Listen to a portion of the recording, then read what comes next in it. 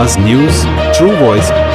आदाब नाज़रीन, आवाज न्यूज चैनल पर आपको खुशामदीद। भद्राद्री कोत्तेगुडेम जिले के टेकुलापल्ली में ज़राई अफसरान ने किसानों के साथ खेतों का मुआयना किया। जिले ज़राई अफसर बाबूराव और डीपीडी सरिता ने मुनगा की फसल का मुशाहिदा करते हुए कहा कि इससे पत्ते और ड्रम स्टिक बेचकर किसानों को बेहतर मुनाफा हासिल हो सकता है। शंभुनी गूडम में नैनो यूरिया को ड्रोन के जरिए स्प्रे करने का भी जायजा लिया गया।